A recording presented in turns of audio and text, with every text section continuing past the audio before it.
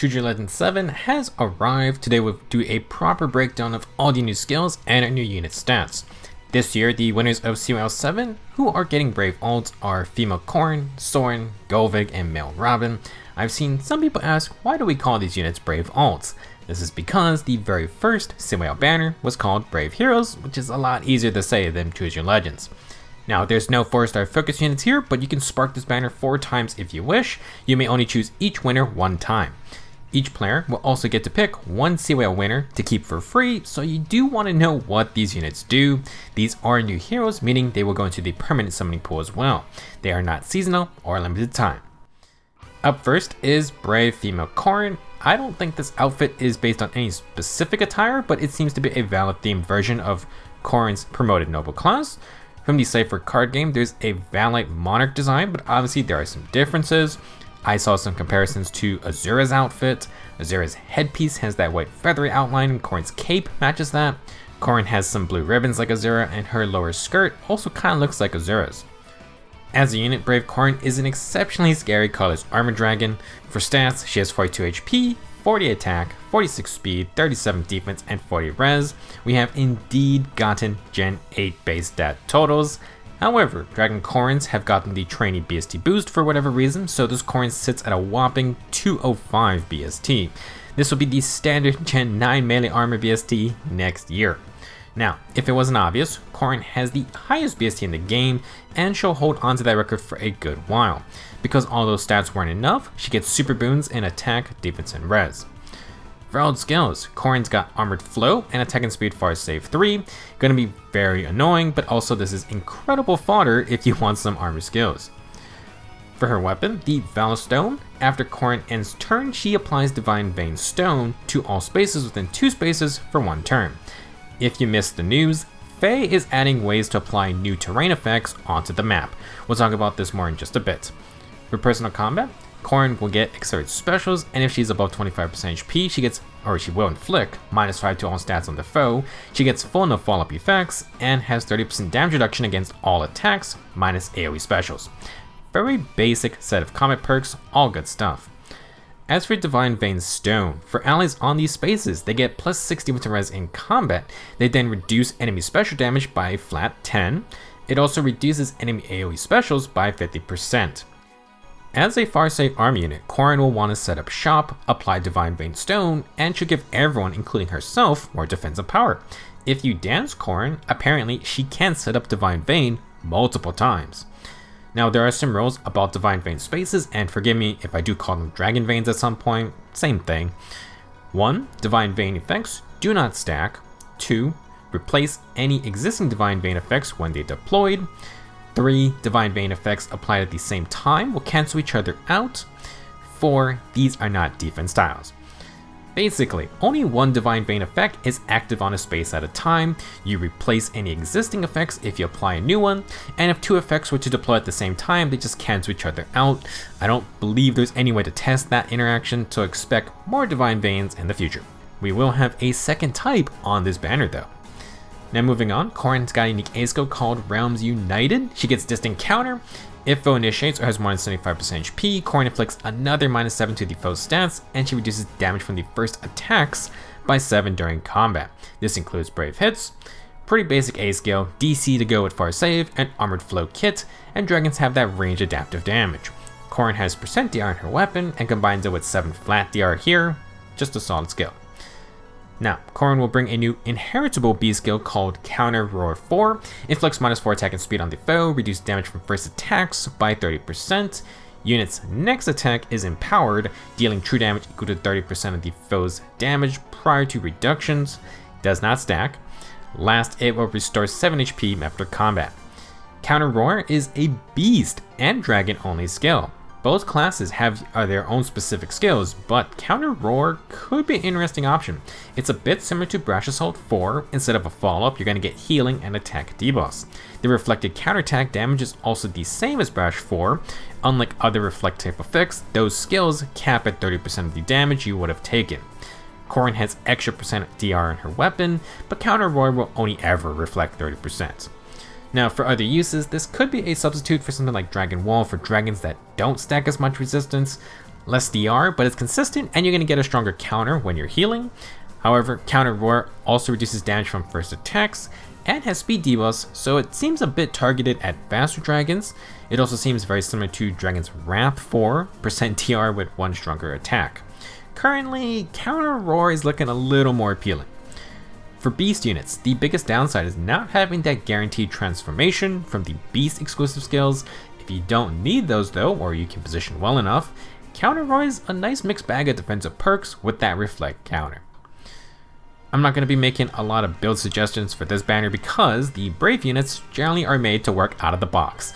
Let's go through Brave Corrin's game plan though, and all the perks she has. First off, Distant Counter A skill with Far Save sets Corrin up to protect her team. She inflicts -13 to all the foe stats with her unique skills. Counter Roar is another -4 attack and speed, and attack and speed Far Save is +4 attack and speed. She has full no follow-up effects. Her two 30% DR skills will stack for about 50% DR. You have 7 flat DR, and Divine Vein Stone adds another +6 defense and res in combat. It also gives 10 flat DR against special procs and 50% damage reduction against AoE specials. Counter Roar then provides 7 HP for sustain. Corrin doesn't have the highest defense and res, but she has so many extra stat advantages and damage reduction sources. If the foe pierces DR skills, that could be an issue, but Armored Flow is unpierceable 40% DR versus ranged foes when their specials are ready. This will give Corrin some time to survive, then power up her counterattack. If she were to double, Armored Flow will also trigger on its own damage portion. You could run a Bread Sacred Seal to get Armored Flow faster, but Corrin really wants to outspeed anything that comes her way. I do think you want something like a speed boosting Sacred Seal of some kind. Form, Bond, maybe ideal. Technically, something like Hardy Fighter can give more unpierceable damage reduction via defensive specials, but you're going to lose Counter Roar sustain, and now Corrin is open to her special being uncharged. I don't think it's worth changing anything, plus you're going to lose on even more damage. Now, there is something you may want to consider if you throw Corrin on your defense teams. I tested with the skill studies Corrin, and if she does not do anything and you end turn, Divine Vein Stone will not deploy. I've read that the AI does end the turn of Corrin, so she should deploy the stone tiles. I can't confirm that, but if that is false, you're going to need Corrin to do something like Rally an Ally. I've also read that if Corrin is hit by things that end her turn immediately, like the safety fence or the extra team slot, then she can't deploy the Divine Vein either, so be careful of that. Overall, Brave Corrin is gonna be nasty. She adapts her defensive special Shield Pulse type playstyle for an armored role, and her new defensive terrain can help her teammates tank even better as well. If she gets outsped, she might be able to retaliate with a good counterattack. However, Corrin won't pierce any DR herself, and Armored Flow isn't actually doing that much damage. She is weak to Dragon Slaying weapons and arm effective weapons, but if you can't pierce damage reduction or have something like Brave Attacks, and good luck. Our next hero is Brave Soren. His outfit is the Art Sage attire from Radiant Dawn. I do love that game, and it's crazy third tier classes. Now, it may not be the most exciting outfit change, but the Art Sage class has a unique skill called Flare. Brave Soren will bring Flare into Fae. If you played the DLC for Engage and you used Emblem Soren, Flare is not the only thing you may recognize. As a unit, Brave Soren is once again a green infantry mage. He has 40 HP, 46 attack, 34 speed, 16 defense, and 47 resistance. He has attack and speed super boons, but Soren does have a focus on res stacking. He will tie for highest base res in the game. Meanwhile, awful base defense and 34 speed is in that awkward spot once again. Soren can boost his speed a lot though this time, although he may not always need it anyway. For old skills, Soren has Magic No Follow for no follow-up and with half DR piercing. He also has Times Pulse 4 for special charging. Soren is going to utilize both of those skills very well. Now Soren's weapon is the Art Sage Tome. At start of turn, it grants full +6 field buffs and the assigned decoy status to Soren's support partner or the highest defense ally within 2 spaces for 1 turn. Let's talk about assigned decoy now because you really want to understand how it works. This status gives allies Savior. If you're melee, you get near save. If you're ranged, you get far save. Assigned decoy will not work if you have a savior skill. For example, Brave Corrin has far save. Soren cannot give her near save as well. If you play these story maps, you may have seen Soren give assigned decoy to multiple units. If you can match defense stats, then it's a possible strategy. Now returning to the other part of Art Sage Tome, Soren gets accelerated specials. If he is within 3 spaces of an ally, he gets +5 to all stats and takes the highest bonus on each stat from allies within 3 spaces, calculated independently. Soren then has Dragon Wall damage reduction, so if he has higher res than the enemy, he can get up to 40% DR. Since Soren gives +6 field buffs to his assigned decoy ally, Soren should get +11 to all stats. For his unique A skill, he has Rare Talent. At start of combat, if unit has 125% HP, grant +7 to all stats, disable foes' adaptive damage effects, and Soren does a res check with the enemy. If he has more resistance than the foe, he gets no guard. If he has 10 or more res, and the foe is either ranged or Soren's initiating, he gets brave attacks. If you need to fight a dragon, Soren at least gets a tank with his incredibly high res stat. You then need to do res checks in combat, and this can get Soren no guard and brave hits. It's going to be very important to get those brave attacks. Soren will have a new inheritable special called Flare. It's a 3 cooldown special that deals 60% of the foe's res stat if you're above 70% HP. If you're under 70%, the damage lowers to 40% of the foe's res, but you restore 30% max HP. We got some unfortunate news. Flare is inheritable, but only for infantry mages. Kinda a huge bummer. For most users, this is a stronger Luna with the chance to heal HP if needed. Flare is not going to pierce your skills, so you're stuck with Special Spiral 4 or the Tier 4 no follow-up. If you're not infantry, oh well. Flare may not be the most best choice for depending on your mage's special cooldown charging needs, but obviously if you were running Luna already, then this is kind of just an upgrade unless you don't want to heal. We have gotten some beefy infantry mages this year, so Flare may be good options for them. If you use finished A skills, that's just extra healing as well. Obviously 30% max HP isn't super crazy, but if you have DR effects on your own, then it definitely could be enough to fight another round. Brave Soren's an extremely unique support, and it'll be fun to see what non-arm units suddenly become a savior. Remember, unless you assign a support partner, Soren will give the assigned decoy to the highest defense ally. It only includes allies within 2 spaces though, so you can control this to a degree. Outside of giving savior to basically anyone, Soren's a very potent mage of his own. Let's go through his gameplay. With Time's Pulse and Slaying, Flare starts on 1 cooldown every fight. If Soren wins his res check by 10 or more, he's going to get those brave hits. 2 brave hits with no guard procs Flare, and with magic no follow, Soren is piercing DR skills by 50% for every hit. You could swap to Special Spiral, which could also lessen the need for Time's Pulse. However, with no follow-up, Soren gets quad potential into slower units, and it also just protects him as well. For other perks, Soren is basically getting +18 to all stats. His base defense is awful, but he has Dragon Wall and negates adaptive damage, so at least dragons won't take advantage of him. Our generally fragile mage has a lot better chance to survive a physical hit if needed, and then Flare can also heal 30% max HP. Very solid kit, and Soren can definitely be a threat if Flare activates. For other skills, extra res doesn't hurt, but you could also pivot to more attack for the brave attacks. More speed will make Soren more annoying to deal with for the not super speedsters, and honestly, extra defense wouldn't hurt either. I wouldn't change Soren's base kit personally, but again, Special Spiral 4 is an option. You could run Oath 4 for warping. Lulls technically are good for brave weapons, but I think DR piercing is more important. If you want to have some mixed phase fun, Panic Smoke 4 or any Smoke 4 to stack with all of Soren's own stat bonuses could work. Since Soren can turn any unit into a savior, you could run Infantry Hexblade and other similar support skills. Infantry Hexblade's main issue was requiring the ally to be adjacent. That puts your mage in danger potentially. Savior can solve this issue, and now your infantry units can save Soren and get Hexblade's adaptive damage. This is just one example of the uniqueness of Assigned Decoy. It's certainly a fun ability if you have powerful non-armor units. Even if Assigned Decoy isn't the main focus, Brave Soren brings some serious firepower, brave attacks, no guard, flare, and special cooldown to charge it. He even has partial DR piercing, showcasing why he was picked to become an emblem. Moving on, we have Brave Gullveig. It was hilarious to think about what they would do with her brave outfit, considering we basically knew nothing about her at the start. However, as we got more of Book 7's plot, you could kinda guess what was gonna happen. Gullveig is dressed up as Sather, although technically you could just say she's just putting on her old clothes. Top and bottom are matching. She has the little purple ribbon on her staff thingy, and instead of the dancer type shawl connected in the back, Gullveig has burned that off. She may be able to control time, but Gullveig will also be spitting some fire with this brave ult.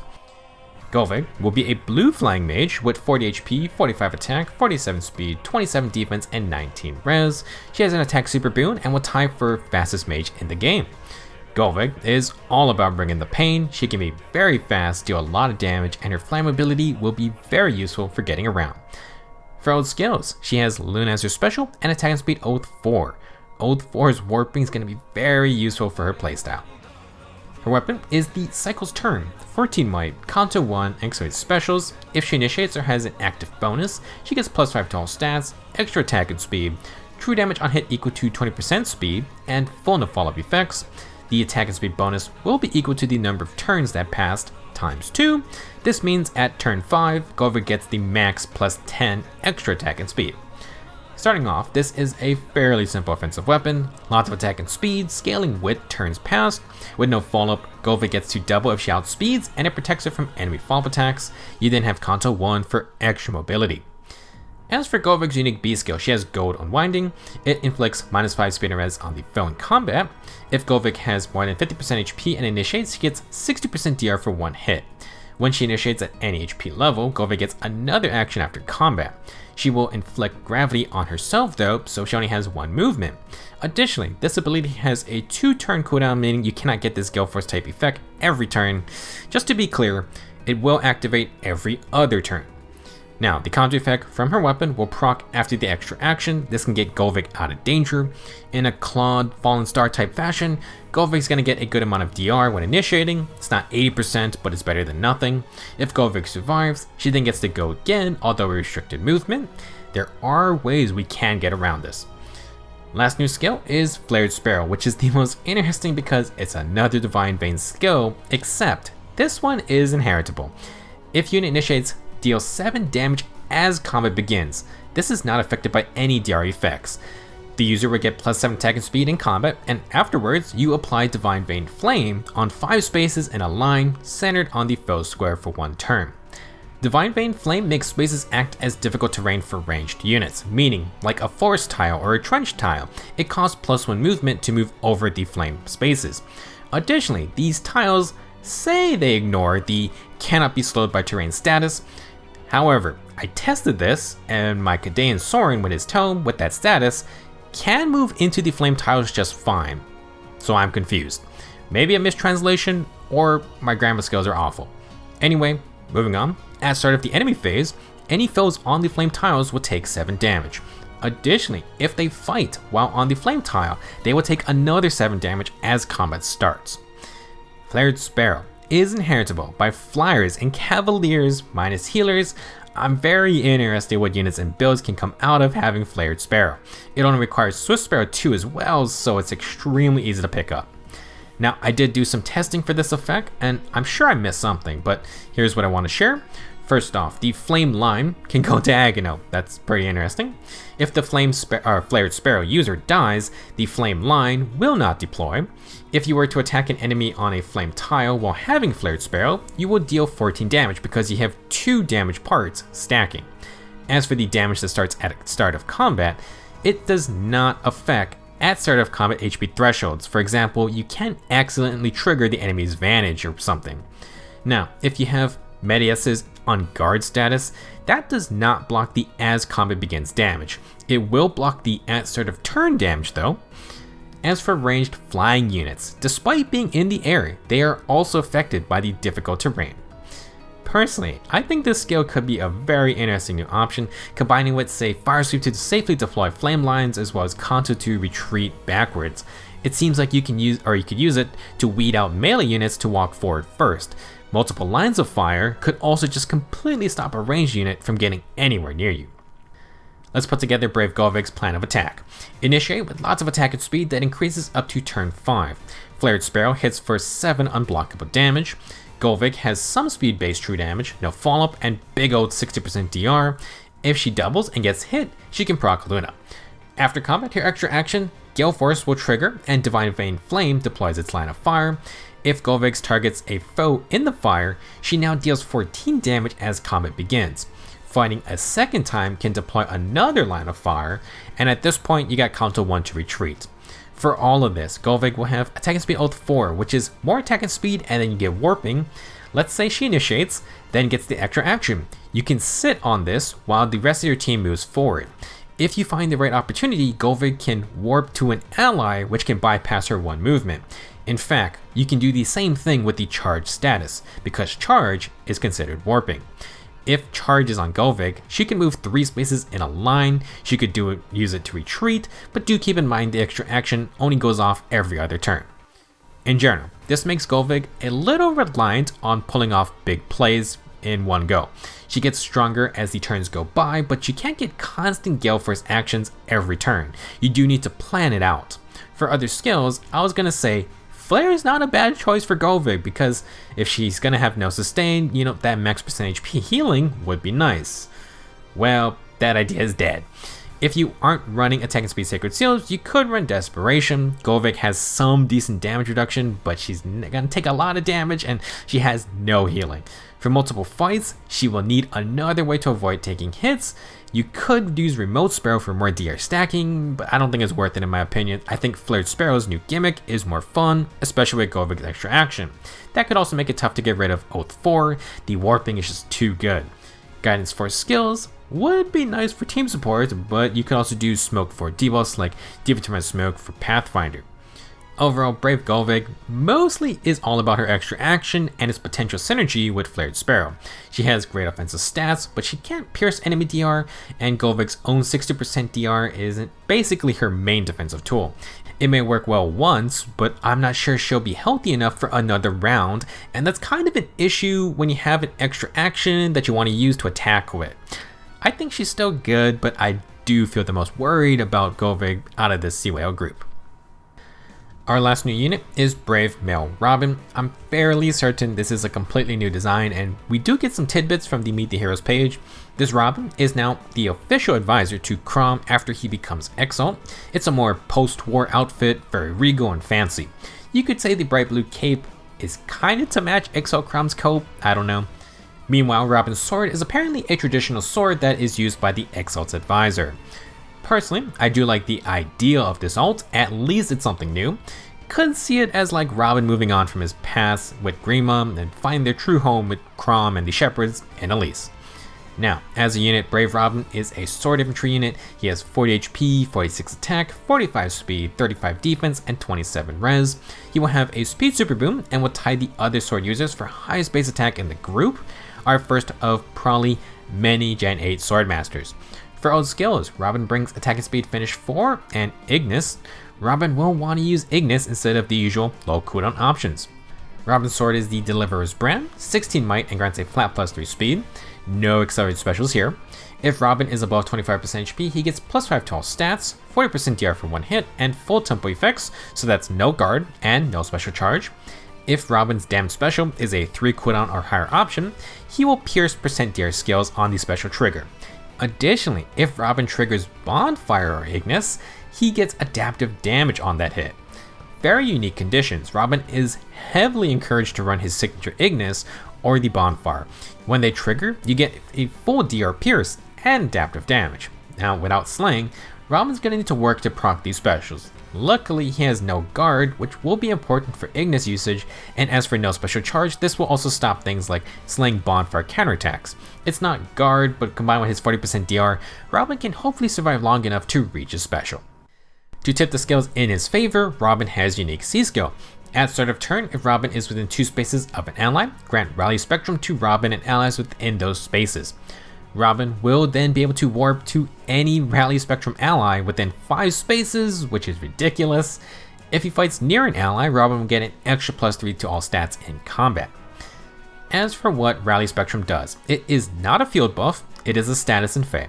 It will grant +5 to all stats in combat, and if you use damage specials, you're going to get -X cooldown before your first attack. If you have brave attacks or accelerated specials, you get -1 cooldown. Otherwise, everyone else gets -2. Rally Spectrum is a very solid support status, lots of free stats, and free cooldown is only countered by scout effects. This buff will have a lot of potential playmaking and it benefits pretty much any unit. It does need to be a damage special, but you don't need to do anything else other than just having Rally Spectrum active. It also works fine alongside any other special charging methods you already were running. In fact, let's say your unit is banking on an instant special. Maybe it has DR Piercing or you're running Special Spire 4 for a nuke. Well, the Dragon Scowl skills can block that special by uncharging them. However, Tip the Scales can cancel out Scowl's +1 cooldown with either its -1 or -2 cooldown. That means your pre-charging nukes will keep their specials charged. Scowl effects will mess up Robin's playstyle, but Robin can help others get around Scowl if need be. Last piece of Robin's kit is Gambit 4, a brand new inheritable B skill. It inflicts -4 speed and defense on the foe in combat. If you use a damage or defensive special, aka anything other than Gale Force or the AoE specials, then you deal true damage on hit equal to the max special cooldown value -2 times 5. The unit also reduces damage from attacks and AoE specials by percentage equal to the max special cooldown value times 10. The true damage portion only works if you have a 3 or higher cooldown special. 3 cooldown gets you 5 true damage, 5 cooldown nets you max 15 true damage. As for the damage reduction, it's simply 10% for each level. 1 cooldown gets you 10% DR, 5 cooldown gets you 50% DR. Gambit is a very interesting new addition and it's inheritable by any kind of sword, lance, or axe unit. It gives extra on-hit damage plus % DR, but those values scale higher if you use the higher cooldown specials. You don't even get any bonus damage if you were to run a 2 cooldown special. Obviously, the risk of using Gambit with say Ignis or Aether is that you need more actions or cooldown to actually proc the special. Robin has no guard and Rally Spectrum to help. I do think other units want at least one type of cooldown support if you're looking to run Gambit. This skill can probably find some unique usage, but I do want to mention Miracle. It should count, I think, and you will get a hefty 50% DR to stall for Miracle. You then get 15 true damage per hit, not bad. Maybe you could run this with some kind of Brave Weapon build. Overall, Brave Robin's gonna be a solid unit. Like Soren, Robin provides unique support for his team. Rally Spectrum not only is a good amount of stats, but cooldown before attacking is amazing for any unit. Robin himself can jump to any Rally Spectrum ally within 5 spaces, so he can leapfrog forward ahead if needed. Robin also uses Rally Spectrum for himself. With the C skill and his weapon, Robin's gonna get +13 to all stats. Attack and speed finish is another +7 attack and speed, and Gambit has speed and defense debuffs.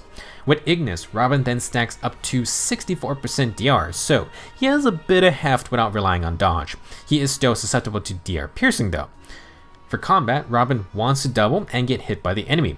With no guard and Rally Spectrum, this will ensure Ignis procs on Robin's second hit, and this will be a huge burst that not only fully pierces DR skills, but it has adaptive damage. Thanks to Gambit, Robin will also deal 10 extra damage every hit. One weakness of Robin's kit, like many other fast units this year, is the lack of no follow-up. If Robin doesn't double, he cannot proc Ignis. You could downgrade to Bonfire, however, he would have to take the enemy's hit first. Try to get Robin no follow-up somehow.